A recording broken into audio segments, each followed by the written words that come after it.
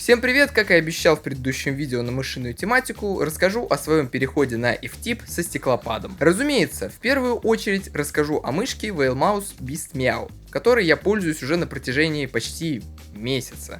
И остался полностью доволен ее качеством исполнения и, что самое главное, формой. Упаковка и комплект у Meow очень приятный.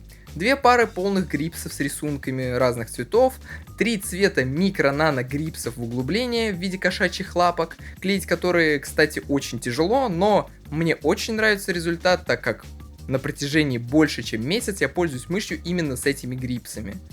3 вида глайдов, полные и уменьшенные, а также точки. 2 донгла 1К и 8К, провод и, самое главное, карточка с кошкой-девочкой. Оформление великолепное, как и комплект. Он позволяет вам и с глайдами побаловаться, и с грипсами вдоволь наиграться. Whale Meow представляет из себя F-Tip мышку с весом около 31 грамма с корпусом, выполненным из магния. Пожалуй, ее вес достаточно большой для фингертипа, но думаю, в том числе благодаря этому мышь ощущается крайне монолитно и качественно. Сравнивая на контрасте с Whale Beast Mini, качество котинга, сборки, кликов на уровень выше, и для меня это куда важнее, чем гонка за цифрами. Наверняка уже в каком-то ролике я говорил и, пожалуй, повторюсь снова. Главное в мышке, по крайней мере для меня, это ее форма, монолитность сборки и только потом вес. Я без проблем пользуюсь мышками с весом 50 грамм и не испытываю с этим никаких проблем, если сама мышь подходит мне по хвату. По форме можно понять, что мышка не просто так имеет в названии слово Beast. Я бы сказал, что это что-то типа корча Whale Mini с измененными деталями, которые были адаптированы под F-Tip. У мышки присутствует горб такой же высоты, как и на Beast Mini, без которого я бы попросту не смог пользоваться этой мышью. У меня в целом достаточно специфичный хват, и по большому счету я держу эту мышь, как и любые другие. Основание пальцев ложится на горб для более удобного маус-контроля, а пальцы подгибаются как на когте. Либо лежат относительно выпрямленно. Короче, изменений в хвате на этой мыши достаточно много, за счет большой свободы в плане ее габаритов. У меня в целом нет четко обозначенных границ для этого, и по факту я практически сразу адаптируюсь к мыши, если она имеет сравнительно небольшие размеры. Не могу не похвалить кнопки на данной мыши. За счет их формы, и по сути это касается серии Beast, скругление в центре дает пальцам легче находить свое место. Я бы в целом назвал это исполнение кнопок одним из лучших для себя, потому что у меня в целом вообще не возникает мысли, куда бы положить пальцы, так как за меня уже подумали ребята из Whale.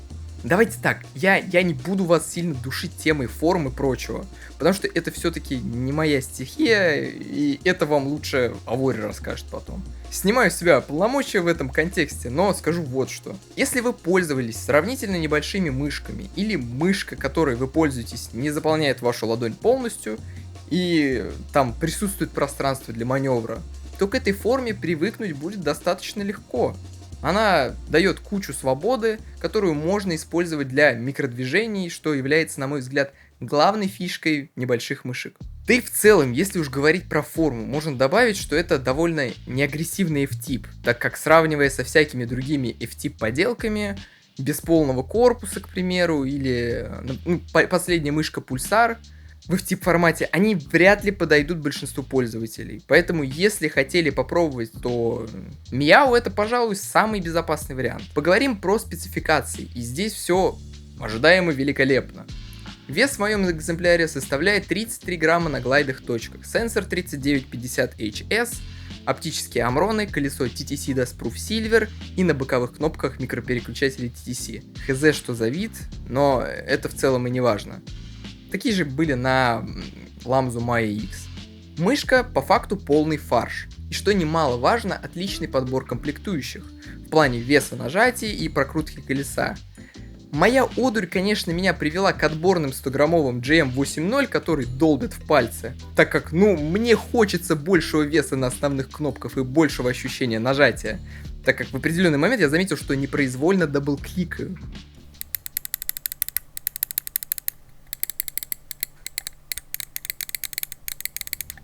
Ну и да, я должен еще отметить, что мне не очень нравится металлический призвук от амронов. Это вполне нормально, но я все-таки за механику.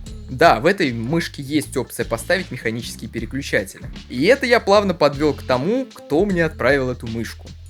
Это были ребята из Whale Mouse Russia, за что я им очень благодарен, так как сам вряд ли бы рискнул купить себе мышь с настолько необычной формой. Изначально мне показалось, что это очередные перекупы, которые просто возят и продают мышки Whale Mouse, но я приятно заблуждался на этот счет.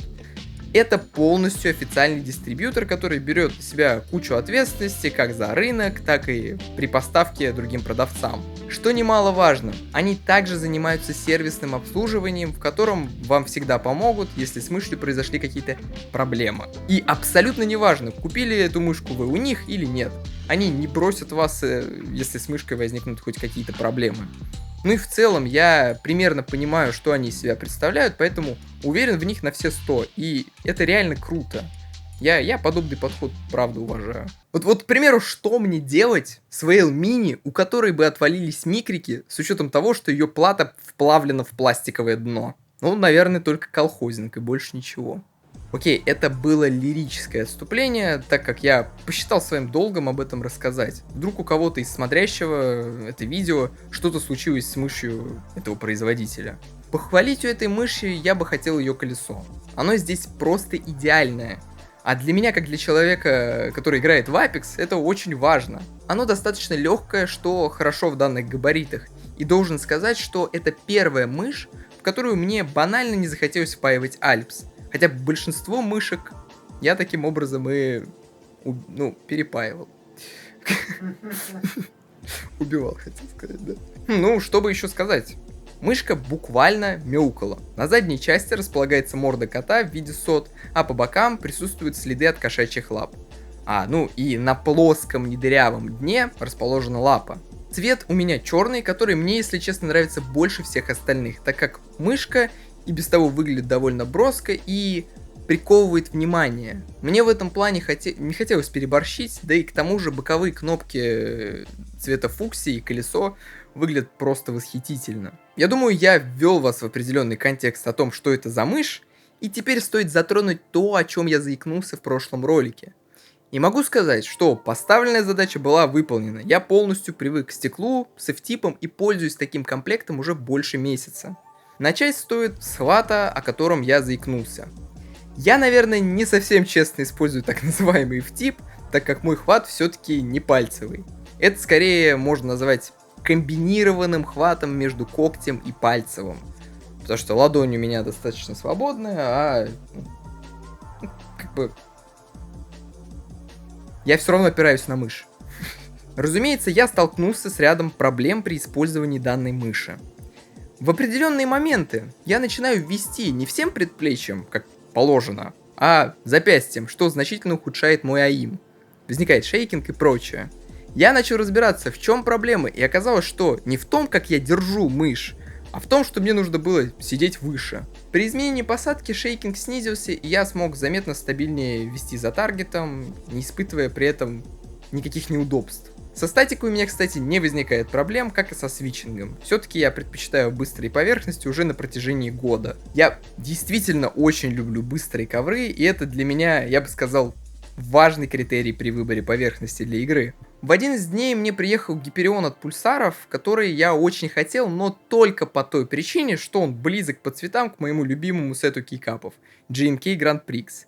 Я даже больше скажу, я ничего абсолютно не знал об этом ковре, кроме того факта, что к нему причастны ЛГГ. Но не суть важно. Играл я на нем, выдал те же результаты, что на стекле в одном из сценариев Ковака. Играл, наверное, около часа, и в целом быстро к нему привык. Но вы знаете что? Я достал стекло и обнаружил, что на первых порах я знатно отсасывал. Но как только прошло пару траев, я дал результат больше, чем у меня был на ткани. И на стекле мне все равно сидеть приятнее, чем на всем остальном. Банально потому, что оно жесткое, и в катках не возникает вот этих моментов «Ой, глайды утонули, прицел поплыл». В общем, это скорее мои индивидуальные особенности. Ах да, я также попробовал рукав Whale Mouse, который мне действительно понравился по качеству. После того, как я его взял, мне захотелось выкинуть рукав от талонов. Но сделать я этого не смог, так как рукав от Whale не закрывает ладонь. А это довольно важно, когда речь идет о стекле. Если я не натягиваю его смешным образом для закрытия ладони, то я буквально стоплю себя кожей. Да, кстати, его текстура мне нравится больше, чем у рукава Pulsar. Он сама ткань значительно более легкая и по ощущениям она качественнее. Разумеется, я должен отметить, что я не самый меткий стрелок на Диком Западе и в целом достаточно слабенько стреляю, но могу сказать за свои впечатления. FTIP добавляет микроконтроля в ваш АИМ, которого я не могу добиться на какой-нибудь Maya X за счет ее габаритов. Я реже теряю таргеты, и в целом любые движения ощущаются острее, где одна ошибка и ты ошибся. Это определенно делает все твои особенности и твои проблемы более явными, как лакмусовая бумажка. Не могу сказать, что данная комбинация must-have, но я определенно не очень люблю ее в играх. Короче, бывает просто стреляю вокруг противника. Блин, ну понимаете, переживаю, там, заволновался, что-то напромахивался. Чисто 2 магазина с 99-ки вот где-то на земле лежат. Но могу сказать, что я все-таки серьезно продвинулся и уже привык к этим особенностям. Настолько, что банально не хочу трогать другие мыши. Мне просто не хочется. Поэтому, возможно, обзоров на мышки уже и не будет, так как я нашел идеальную мышку, по крайней мере, для себя. Наверное, я все-таки вру, обзоры будут, но... Говоря в целом, я думаю, вам тоже стоит попробовать, но только если вы уже играли на маленьких мышках и быстрых коврах.